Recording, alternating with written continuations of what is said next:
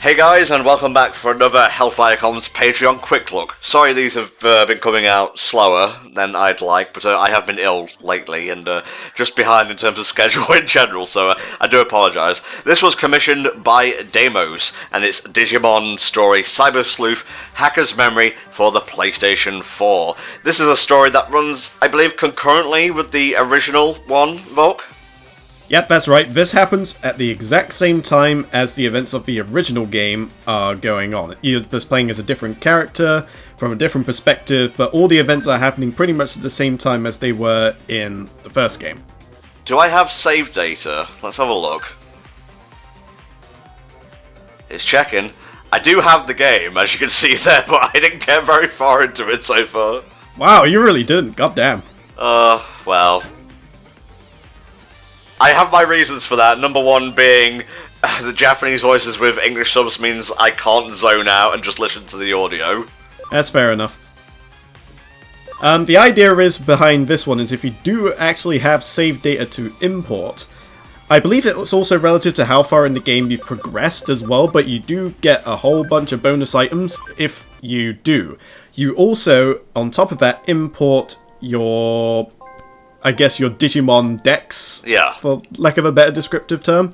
So any Digimon that you've seen in the first game, you'll know in the second game, which, if you play through the first game completely, like I have, it makes the new Digimon a lot easier to identify. So if you kind of want to try all the new things that have been included, then transferring your save data is a great way to be able to do that quickly.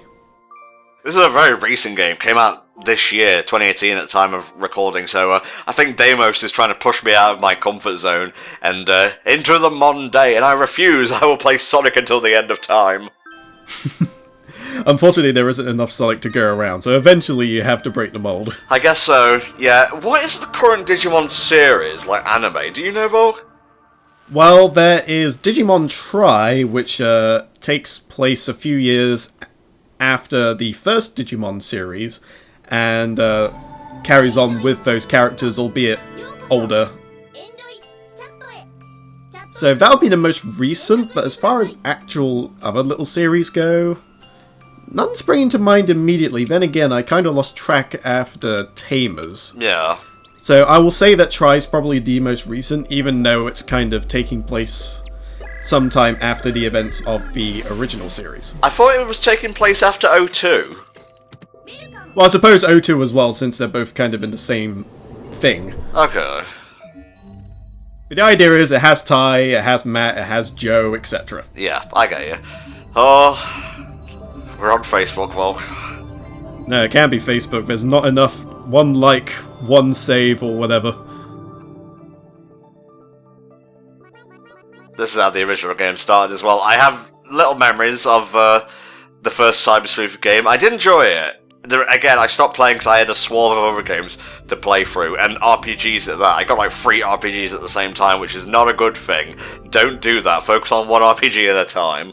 Don't do what I did and buy Monster Hunter World and have it consume your entire life.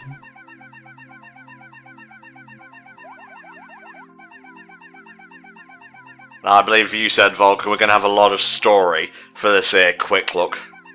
Yeah, there's a lot of story and, general tone setting that happens during the first parts of the game.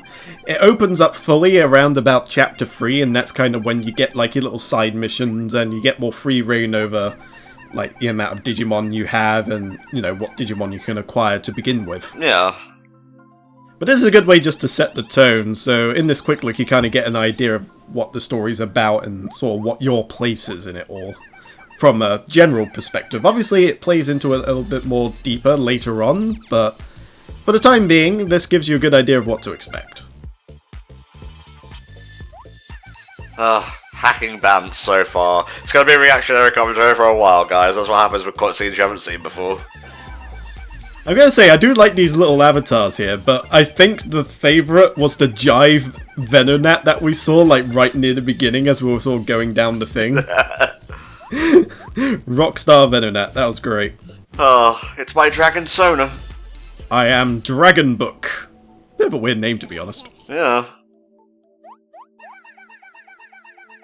So why don't they have Digimon avatars if this whole game is meant to be about Digimon? Well, I think from what I remember of the first game, Digimon weren't really like actual monsters. As far as they were aware, Digimon were literally just kind of programs which they used to hack into various parts of the digital world. Okay. It wasn't until this point where you are in the game that they actually start having actual physical appearances and what have you.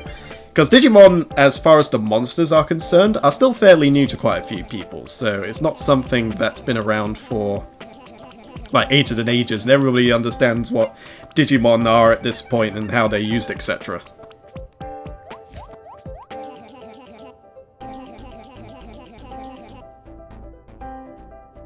So this is us apparently, we're the kissy face unicorn Pac-Man, whatever. Oh, he's up for it. He's ready to go. Oh god.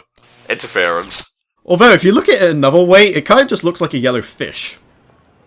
A CGI cutscene? Could it be? Ah yes, it is us, the protag. Looking very different to the ones in the first Cyber Sleuth. That was, you had Redhead A and you had Redhead B. Now we're going for a more muted tone, I guess. There's no female player character choice here either, so they're definitely going with a more focused storytelling here with the one character. I do like the coat though. Pretty nice, not gonna lie. I do like the butterfly motif. I wonder if that will play out at any point in the game. I would imagine so. I mean, I haven't completed the game. I think I'm only in like chapter 4 at this point. So I'm not quite in there as well. Like I said, Monster Hunter World consumed my life, and then shortly after that there was a new Stellaris patch that happened with an expansion to that, and then that consumed my life some more, so haven't really had the time to properly invest into it, but hopefully I'll be able to fix that over the course of, well, this week onwards. Oh god, I'm tripping balls! Now, I wasn't entirely sold on, like, the overall face of our character. He looked a little bit too bug-eyed for my liking to begin with, but he quickly grew on me. I think they wanted to do something slightly different in Cyber Sleuth 2, because in the first game, your character's, like, actual facial expressions and what have you were very limited, whereas in this game, they seem to have a lot more depth in that regard. I wouldn't go as far as, say, comparing the facial expressions and what have you of Xenoblade Chronicles 1 to Xenoblade Chronicles 2, but you can certainly at least compare it from a very basic level. Yeah, we're just going to go with the default name. We are Kaisuke, and we're a hacker extraordinaire, I suppose. Well, hacker in training, actually. We're not actually hackers in this one, but much like in the original game, we kind of get roped into this whole idea of hacking, and it kind of goes from there. We're kind of learning the job as we go. Testing. 1, 2, 1, 2.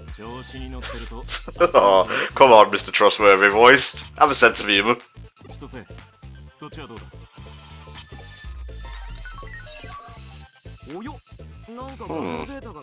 You think they have better connection being elite hackers and whatnot? Yeah, well, there's a lot of interference in Kowloon, which is where we currently are. So they can't quite get the call in as good as they normally can, which is a bit of a shame, because I liked being able to see the characters and I like that level of competency and efficiency. Yeah. And having it all go there was just like, really? I can't even see their faces, and it's literally the beginning of the game where it probably doesn't really matter. I think it's already setting in why I had a problem connecting with the first game, and this is entirely on me.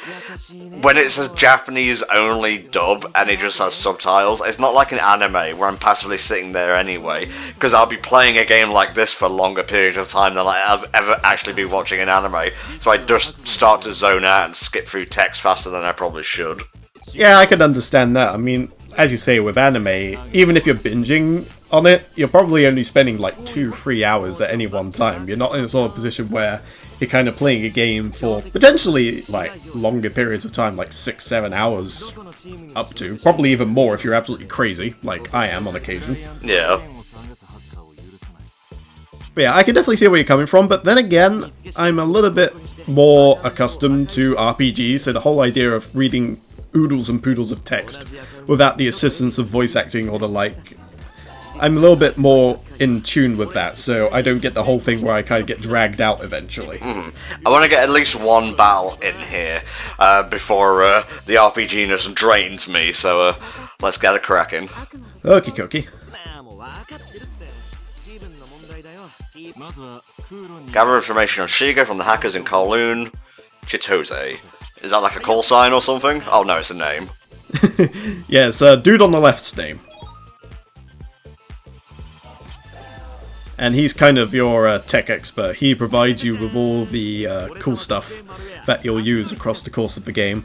Smileye can temporarily hack the target Digivice just by getting close to it. Interesting. Did you ever have a Digivice, Volk? Yeah, I actually had two. Although one lasted significantly longer than the other one, because the first one I had was actually a second hand from a friend that didn't want it anymore.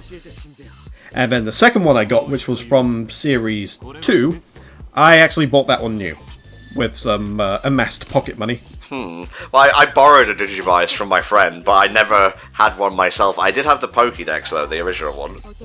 Oh, I never had that. I've owned 2 Digivices, and I've owned 2 Tamagotchis. So I guess in total I've owned 4 Tamagotchis, it's just 2 were Digimon flavoured. Well, what is a Tamagotchi if not a digital monster?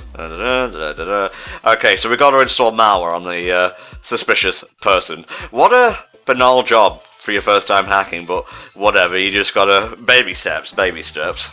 Indeed, indeed, and they give you the ability to save right away. I said shave then, what the hell's wrong with me? Make sure you have a recovery item. Always. Alright, keep an eye on the ground. If it lights up, we can get some cool shit. Gotta get them loots. I love the aesthetic of the digital world. Here, I didn't really get far into the original Cyber Sleuth, like I said, but it's a really nice shade of blue. It's got a fairground aesthetic. It's just nice. I love the white part of the hub as well. Oh yeah, it's very clean, I think is the best way to go about it, which I suppose kind of makes sense, since this is basically a paradise where basically people can do what they want within reason, whereas in the Eden place it's a little bit more, I guess, secure and, you know, has actual, like, proper supervision to make sure nothing uncouth happens, which is part of the reason why Kowloon exists. I've asked all the hackers around here, but I haven't learned anything. Yeah, I think we're gonna have to go farther in to find the phantom hacker, as it were. Ooh. Hello. Mokumon. What the hell's a Mokumon? I don't actually remember. I will look it up for you. Digimon. Items. I believe it might actually show you a picture if you, no, I think it's like, an in-training Digimon, if my memory is serving me correctly.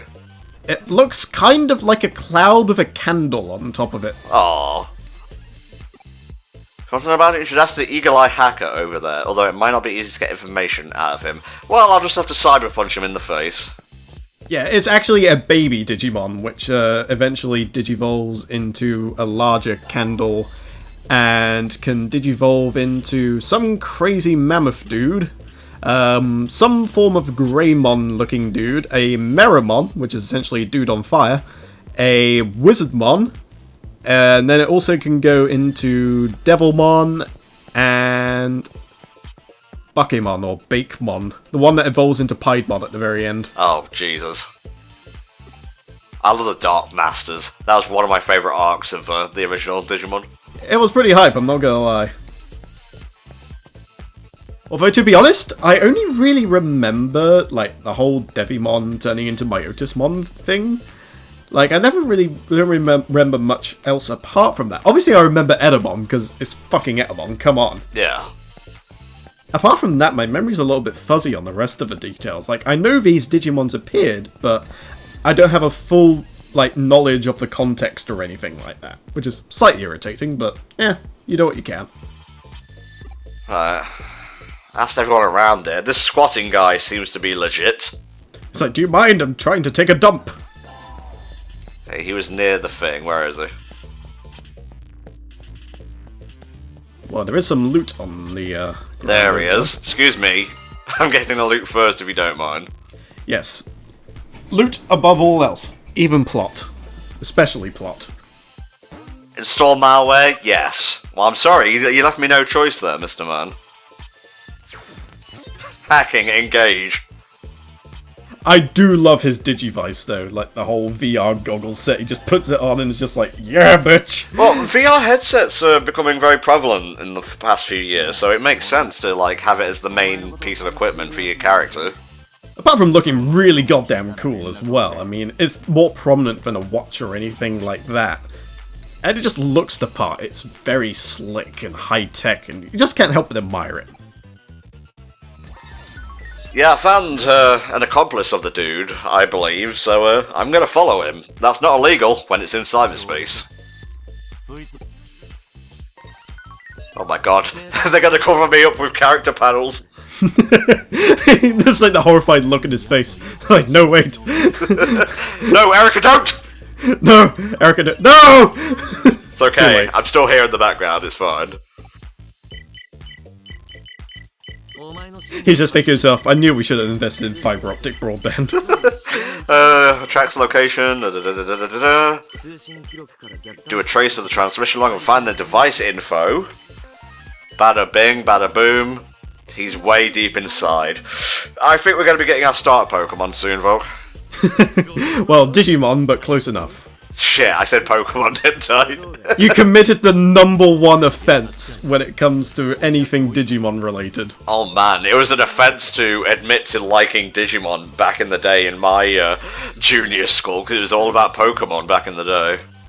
I don't think it was that case in my neck of the woods. Pokemon was certainly more popular, but, you know, people watched Digimon as well, but the games didn't really gain much traction until a fair bit later on. I think the Digimon World series was the only one that really stuck, and then after a while, of course, we got the DS games, which are very good. Then we got Cyber Sleuth, which I maintain was probably the best Digimon game yet. And then we had Next Order after that, which... it was okay, although I think the whole Digimon World premise in its gameplay was a little bit outdated.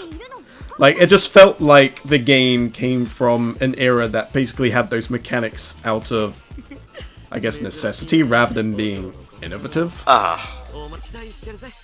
it doesn't translate well today, where we've kind of been spoiled by all these other ideas and gameplay things that we've kind of been barraged with. Okay, tracked him down. Now am I gonna have to do all the work, or will someone else swoop in and save me, the protagonist? And when you say account, basically when you're in Eden, your avatar reflects your person in real life, because it's illegal or something along those lines to have an avatar that doesn't directly represent who you are. Okay.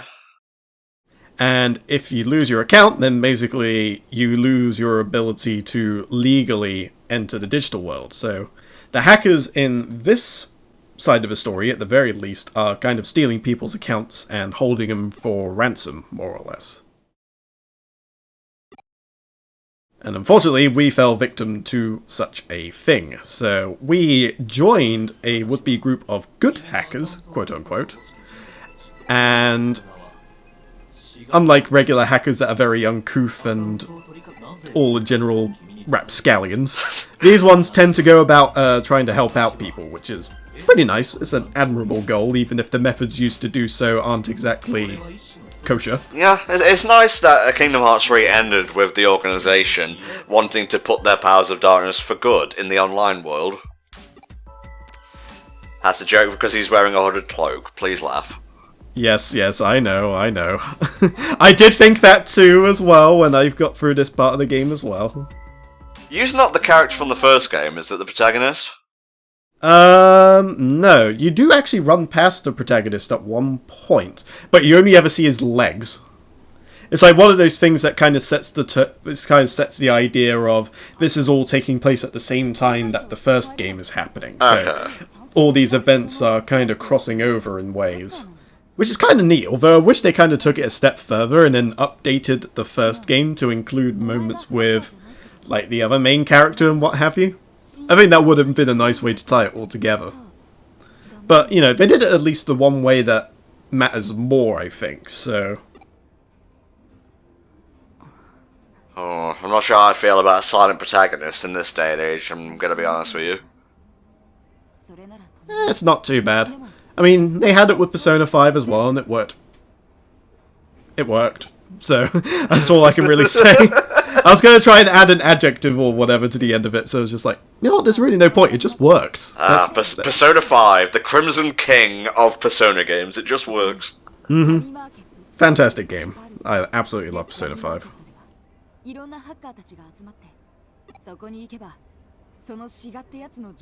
Yes, let's get in there, come on. He wears that visor everywhere. To bed, in the shower, at school. Well, I imagine by that time these sort of things are also waterproof, so it wouldn't be too big of a deal.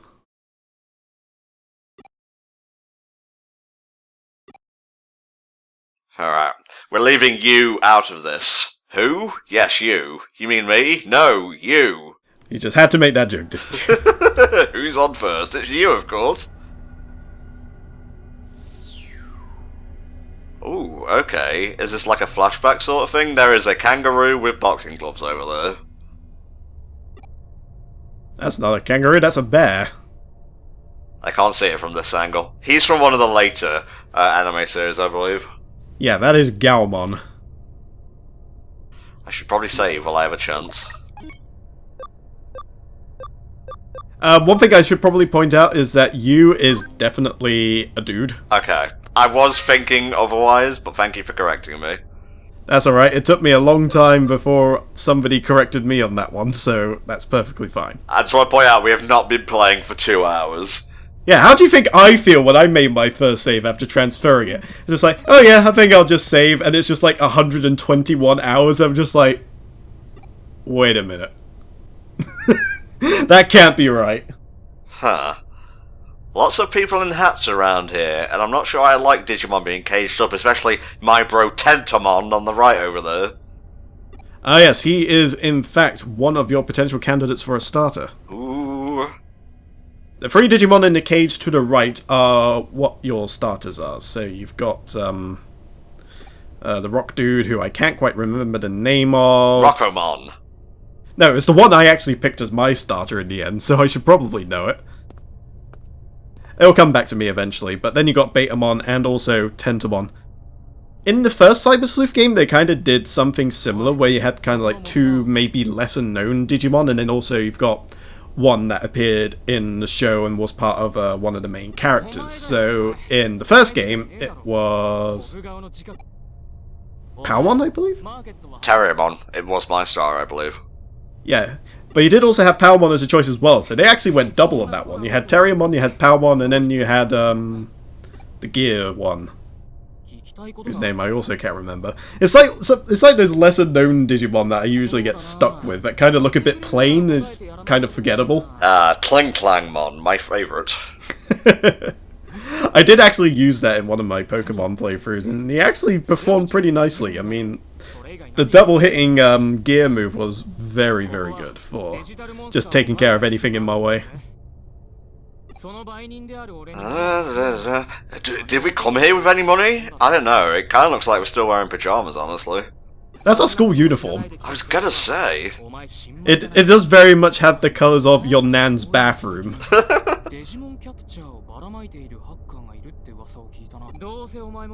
Oh, do we already have a capture? No, we don't actually at this point, but Digimon Capture is actually a program as opposed to an actual device or anything like that. Get your hands on some Digimon conveniently. I'm not sure how I feel about, that's Devimon right back there. That is Impmon. There we go, yep, sorry, got him mixed up. He's the dude who evolves into that biker guy. Beelzemon. Oh yeah. I do like me some Beelzemon. I actually got him in the first game, and he was an absolute powerhouse. In fact, at one point, I remember the first time I ended up using him, he pretty much took a boss's health from pretty much max down to probably about 15%. Then he just went apeshit and killed pretty much everybody on the team except for Beelzemon, who somehow managed to survive the onslaught, and just pointed the damn gun again and killed him. It was great. Then again, I had blast mode as opposed to the basic bitch mode. You gonna explain what blast mode does, my friend? Blast mode is essentially, it's not quite another Digi-evolution, it's kind of like a mode change. Think with Imperial Dramon, where he's got the dragon mode and like the more humanoid form. Oh yeah, I love the World Tour arc at the end of O2. I don't care what people think about O2. Yeah, it's not as good as the first series, but that World Tour arc is the shit. I do like how they represented Imperial Dramon as well. He was so good. But yeah, the idea is that standard Beelzebub has like dual pistols, and then in blast mode he basically has an arm cannon.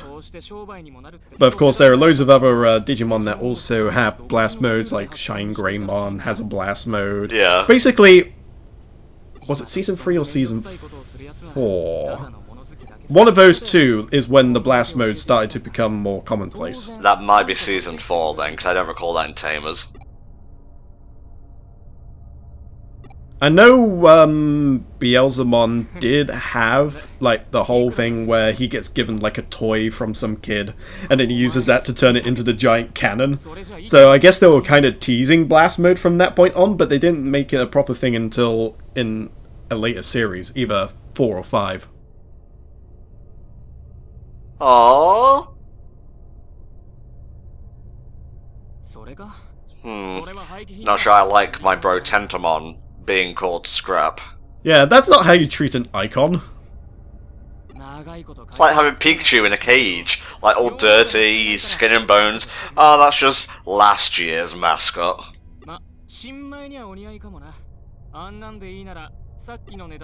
So yeah, I think it's pretty obvious which starter we're going with here. Sorry, Volk, my my quick look, my rules. Yeah, that's absolutely fine. I mean, I approve of a decision.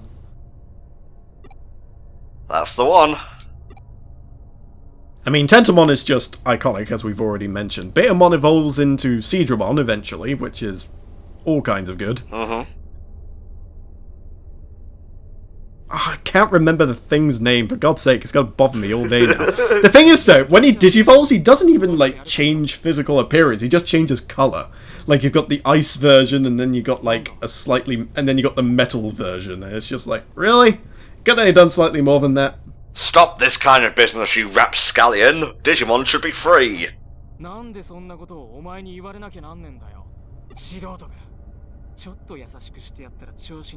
Okay, I think we're coming up to a battle here. We don't even have a Digimon catcher on us. Massacre!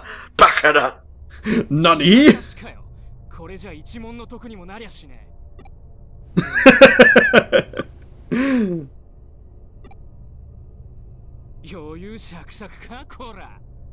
What an odd comeback. Yeah, you're cool. Yeah. Well, it's kind of like the whole, oh, you're being cute, aren't you? We don't quite have the bitch I'm adorable face going on, but, you know. We've got the whole not really giving a fuck. Whoa, okay. He had some serious backup. It's like the bouncer and then the tall guy's friend that doesn't really want to get into conflict but is reluctantly forced into it anyway. And he's the best fighter there, but he just doesn't want to show off. It's like, dude, you're causing a commotion. Maybe we should just leave. It's just like, what? You're kidding? This guy insulted my honor! Oh. What the fuck? Oh yeah. Persona up in this bitch. Ryuji Mishima. The lost Mishima clan member. The one that Heihachi does not talk about. You don't like to punch out Devimon yourself. Well, they did have that series of Digimon, don't forget, where literally have a dude with an Agumon who just punches the shit out of Digimon as well. Yeah, that's pretty cool. That was a fun series. Especially when you sort of like see it in Cross, and that was like my first experience seeing that particular series.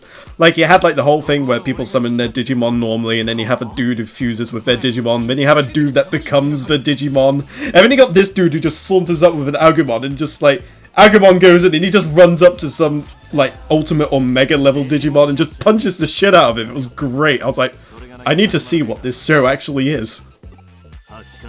We've got a fight coming! Yeah, this is your introduction to the fighting mechanics at the very beginning of the game. Although later on more things open up, and obviously you'll have to learn about such things as elements and managing multiple party members and all that sort of thing. So this gives you a basic overview of how a battle might turn out, and then it kind of teaches you like the rest of the things later down the line. I won't let that guy lay a finger on you either. Oh, so he's fine with us being a pussy. He's not going to judge us either way. No. Basically, he's going to be doing pretty much all the work, but he doesn't mind. He just wants to show you the ropes. Isn't this the Persona 4 protagonist, just without his glasses? What, you Narukami? I suppose, kind of. He looks like he just came from the beach, though. I mean, literally, he's got, like, the sandals and everything. And the jumper for when it gets a bit too cold in the night once he's done, you know, camping out on the beach and what have you. Alright, it's time to go up against 2 champion-level Digimon? Question mark? Luckily, we're only 1 step down, so it's not too bad. Plus, we got a Bro Tentamon nearby, so we'll be alright. What, you can't talk yet? I must be thinking of the anime too much. Probably. Shush, I'm the referee here. It's just like, you ain't nothing, but you know what? I'm gonna slap you around anyway just to show you who's boss. Oh yeah, this will make a good end point, I think, for this. Alright, nothing too harsh to start off with. Enemy and ally stats as well as the timeline are displayed during battles. I have a bit of gameplay experience from the first game, so this should go pretty well so far. And can I just say, I absolutely love this boss theme. It was in the first game as well, but my god, it's just so heavy. I love it. Super Shocker! He's dead as shit! Hey, you actually took one down. I actually picked the rock dude, so he wasn't nearly as effective as dear old Tentamon is. Oh my god, did he just cast death on him? Yeah, I think that's meant to be Dark Dramon. Or is some kind of a Dramon. I know that much for nothing. But yeah, his special move has an instant death chance tacked onto the end. So even if you survive, the chances are you're just going to die anyway. Wow. Not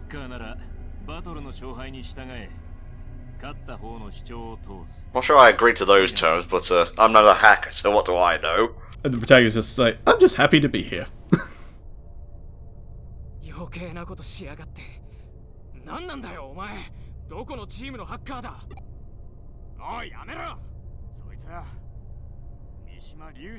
Yeah, he's big news around here. But oh my god, maybe it is Hayachi's clan, who knows? It's like, please don't let Kazuya lightning me to death. Oh god, he's throwing every one of his victims into a volcano. Imagine if they literally just started spinning around the room. I heard that guy chuck someone into a volcano. By the way, if any of you folks haven't played it yet or watched it, Tekken 7's story is quite fun to watch. Yeah, I've heard good things about 7. 7's very, very solid.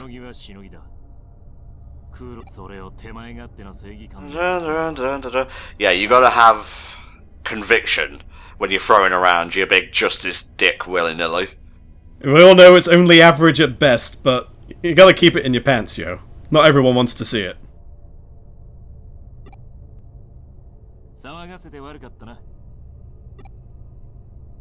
That dude is never gonna pick a fight with anyone ever again. I think he's been traumatized by that instant death attack.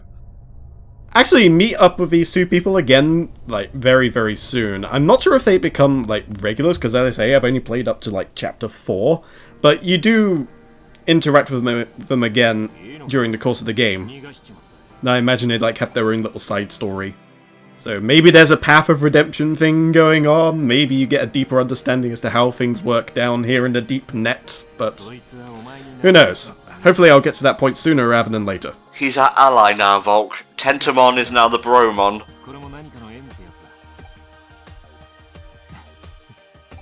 See, you never would have seen a smile like that in the first game. Really? Yeah, like I said, it's basically mostly vacant expression, puzzled look, mild shock. That was basically a lot. So when I say they upped the amount of facial expressions that generally go on in these little talky bits. I was not kidding. They really have gone above and beyond. Oh, wasn't the original also like a cross-platform title with the Vita? Yes, I believe it's the same deal for this one as well.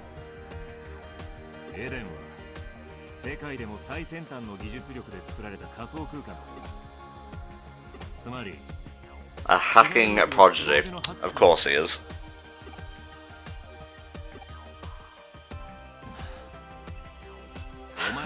Cyber terrorist sounds a bit out there, but it's becoming a very real thing nowadays, certainly. Yeah, that's true. It just used to be a fancy term for dealing with people trying to do bad things on the internet, but it's starting to hit a little too close to home nowadays. We don't have Digimon to save us. Like Vladimir Putin's just giving it all this with Myotismon. It's kind of annoying, really. I don't know, I think you'd have something a little bit more annoying than a Myotismon. Myotismon is just evil. Maybe an Etamon or something would be more his game. Ah, Metal Seedramon. Or Vicamon. I just like Metal Seedramon, okay? I just want to throw him in the conversation, though. Yeah, no, Metal Seedramon's good. Okay, so we have a common goal. We too shall be bros. We shall bro it up throughout the digital world. Yeah, this is basically setting up how you first encounter the guys that you're currently in cahoots with to try and get your account back. So, this is one of the dudes that was previously in that no picture found nonsense. Oh, okay. Makes sense. So this is kind of like a flashback. It's kind of saying, alright, how did I get roped into these dudes? And this basically provides your answer. Okay. Because I was thinking, oh, it is a flashback, but then it's not a flashback, but then it is a flashback, and I was just all over the place, because I'm basically an idiot, and I can't follow things if it's not spelled out to me completely cleanly. I think this is pretty much the only flashback in the game, at least from what I've seen so far. There might be more later on, but like this is the only one where it kind of jumps back a bit to provide a little bit more like backstory as to how you got into these guys. There'll probably be more in terms of like maybe how you lost your account eventually or something like that, but Jesus. I wish account recovery was this fun in real life. It would make things a lot more interesting. It's just like, alright, I'm going to recover my account, so wait, why are you essentially playing Pokemon? It's just like, it's not Pokemon, it's Digimon for a start. Oh, well, first of all, I couldn't remember my email address or password, then they asked me for a phone number, but I don't even have a phone, so... It's like, look, I gotta grind this War Greymon up to level 100, and I ain't gonna do it just willy-nilly. If I'm gonna get my account back, I may as well get this over and done with. And so the flashback ends. And so here I am, back in Kowloon. Ah, good times, good times. Now I wear the jacket. And there he is. I wonder if we can make it to Shiga before the quick look ends. Yeah, definitely. We're pretty close to him, actually. Alright. I think we'll take on him, because I feel a battle's coming, and that'll be a good place to end it. Better save. I don't want Tentamon wiping. He's my only buddy right now. And then just suddenly Tentamon appears beside you. The data of Digimon encountered in battles is automatically scanned and saved. Digimon with 100% or higher scan rate can be materialized in the Digiramp later and made into allies. Ooh. Yeah, it's throwing a lot at me right now. It's too much to take in. Alright, so to provide another layman's terms for this, essentially you don't capture Digimon in this game, you scan them. And as you encounter them in battle, you get scan percentages, and as you fight them more, the higher the percentage gets. When it gets to 100, you're able to take that Digimon back to the Digilab, which comes later on, and you'll be able to create new Digimon friends to add to your party or tend to your Digifarms. If you wait until it gets up to 200%, you'll get the same Digimon, but they'll come with like additional stats and variables that will make them slightly stronger, or you may be able to digivolve them into fancier things sooner. Oh, this is cool! Sorry, I am a child when it comes to flying through cyberspace. Yeah, you did kinda have that in the first game, although it, generally speaking, kinda looked the same. It was just kind of a black area with little circles. With this one, it kinda actually feels like you're flying through the actual levels. I just want to be Superman in cyberspace, Cyber Superman. Well, currently you're a save man with the power to save in the space of 1 minute. I'm sorry, I'm that guy, okay? Sometimes I'll save and then save again. Oh, they do talk, okay. Tentamon, why aren't you talking? I think these ones are, they are of course relevant to the story in the first game, so I imagine it's probably the same thing in this case. These are the same Agumon and Gabumon that appear in the first game. So you encounter them here first, and then of course they run away, and then at that point the Nokia, I believe her name was, finds them again after that, and then eventually they become friends. Okay. Ooh, neat music here. Now, this is a leitmotif if I've ever heard. Oh god, what bland, banal commentary. I'm sorry, Demos. I'm sure we'll forgive you. See, his hair is swept back, indicating that he, much like Virgil, is a villain. But is he motivated? I don't know, we'll have to see how he fights. He just pulls out a katana and just starts slicing you. I'm scanning them. It's fine. These are my Digimon, but they're just swords. Yes, they are very effective. Alright, well, so as not to cause a time paradox, I think we're going to have to stop this guy from scanning them. Basically, the events of Digimon Story Cyber Sleuth 1 don't happen, which effectively means the side story can never happen. We can't let Shiga get suspicious of us. Sorry. Nothing personnel, Agumon. I do like you, but I like Charizard more.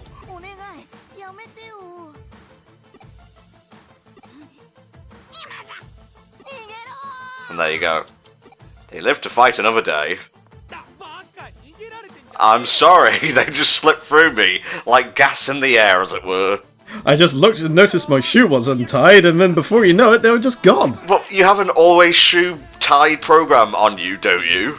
He doesn't even have a digi-capture, so maybe self-lacing shoe app isn't in his repertoire either. He's probably like most everybody else who has smartphones, who has just like basic apps and like Pokemon Go or something on there.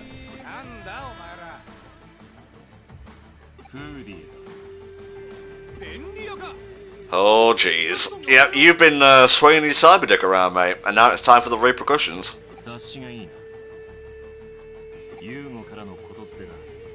Jesus. Repent. That's a word you don't throw around unless you mean business. So yeah, just to provide a little bit more backstory into this, Hoodie is actually a subsect, or rather they're their own little organisation that is hired by Zaxxon, who help oversee Eden and, you know, make sure that it's kept the paradise that they claim for it to be. Let's see. Ooh, nano machine break. Nice.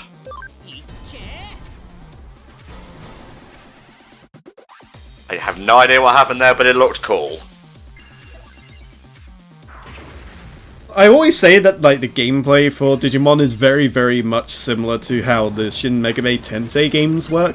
It's not like a one-for-one kind of deal, but you know, you got like your different elements that you can hit for weaknesses and things like that.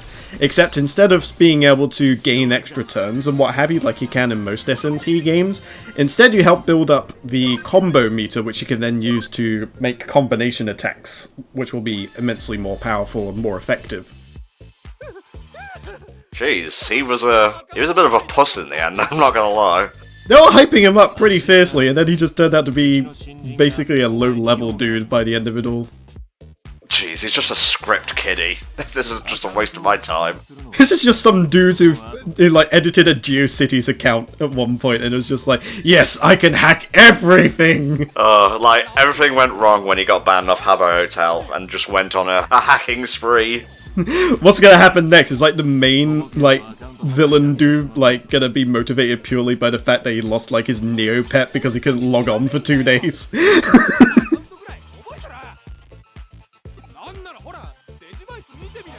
I better be getting a Digivice now. I love me some merchandise. Well, looks like you're free to raid another day, my friend. Just stick to RuneScape next time. Eden's a bit out of your league.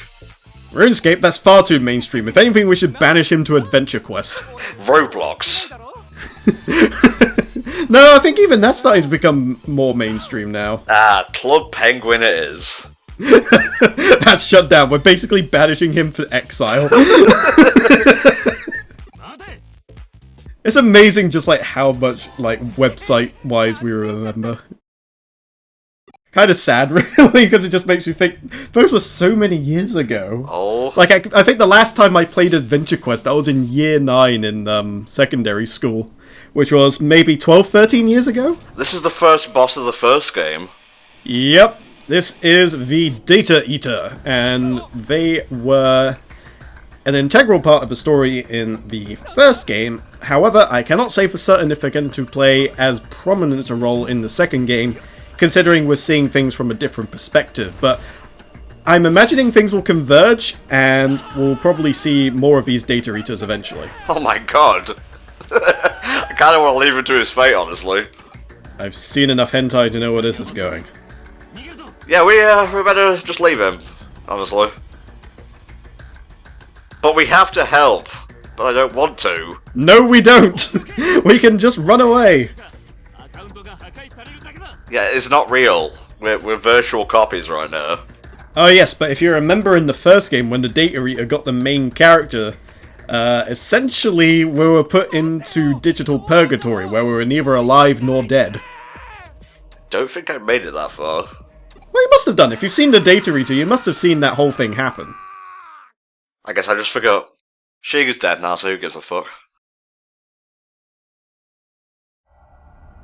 Oh, you made an exit. How helpful. Oh wait, no, we just ran away, sorry. No, we just hauled ass out of there. Which already puts him one up on the protagonist in the first game because he just didn't stand there like a gormless idiot waiting for the Data Eater to touch him with his noodly appendage. Waves. I'm dealing with that in DB Fighters as well. So yeah, the Data Eaters basically cause chaos throughout the digital world, just eating everything they can find, and they're just generally not good news, really. So in the first game, you see fit to investigate into Data Eaters properly and, you know, just try and take them out wherever you can. But in this game, I think Zaxxon will probably end up hiring you to look into the whole Data Eater thing as well, since then you'll be kind of co-opting with whatever the protagonist is doing at the time. They do actually imply that, like, you're kind of cooperating, like, unwittingly. And in one of the rooms, in, like, when you go to the Digilab for the first time, one of the missions you get in the first game is to find miscreants and hackers that are generally causing trouble. And in this game, you actually get the same thing. You get, like, a list of 30 or so people that are basically just not good people. And Mireille, who's the person who distributes the quest and oversees the lab, tells you that they've actually given only half of that list, and she gave the other half to somebody else, which is referring to the protagonist from the first game.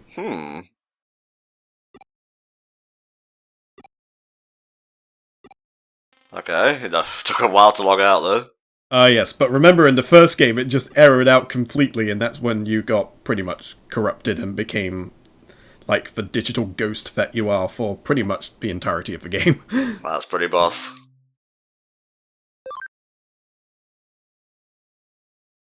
Okay, if this does not kick us straight into a cutscene, I guess that's where we'll leave things for this quick look. And yeah, there we go. So thank you very much to Deimos for commissioning this.